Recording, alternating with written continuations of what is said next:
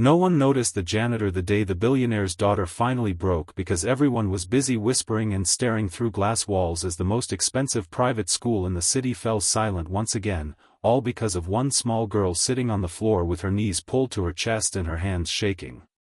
Before this story truly begins, remember this: if you believe that kindness can come from the most unexpected places, like the video, and if stories that change how you see people matter to you, subscribe, because this story will stay with you long after it ends. Everyone had already tried to help Alara Kingsley. Therapists, nannies, private tutors, and specialists flown in from other countries, all with perfect resumes and expensive smiles. They all failed, and when they failed, they left quietly, shaking their heads, writing reports, and taking their paychecks with them. Alara Kingsley, the 9-year-old daughter of billionaire tech mogul Victor Kingsley, was not just difficult, she was unreachable. She barely spoke, and when she did, her words were sharp, angry, or painfully honest. She broke things, screamed at kindness, flinched at touch, and pushed away anyone who came too close.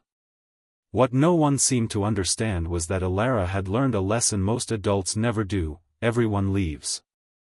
Her mother had died slowly in a hospital room 3 years earlier while Victor Kingsley was closing deals in another country, and since then Alara had lived in massive mansions filled with silence, surrounded by staff who changed every few months and affection that came with a salary.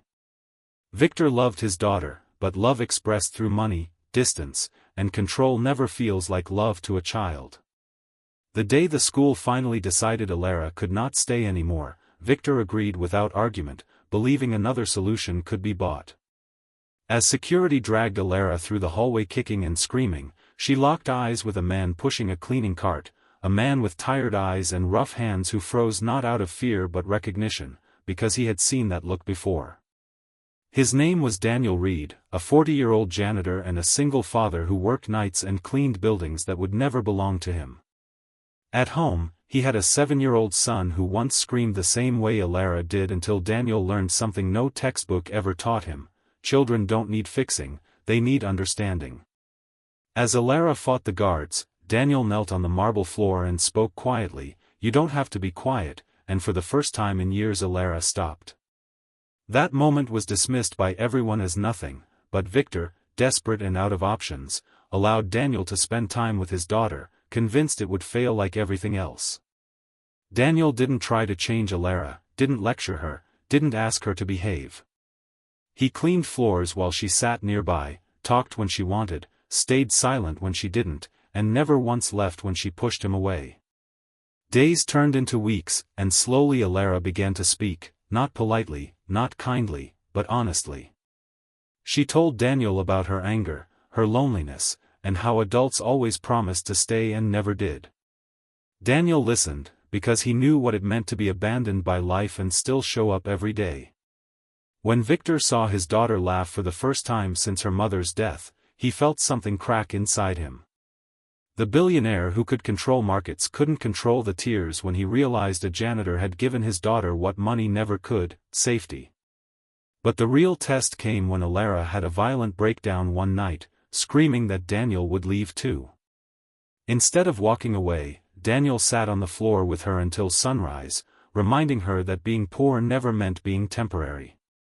In that moment, Alara learned that love wasn't loud, rich, or perfect, it was patient. Victor offered Daniel money, promotions, anything he wanted, but Daniel asked for only one thing: time. Time for Victor to actually be a father. Slowly, Victor changed, not because a board demanded it, but because his daughter did.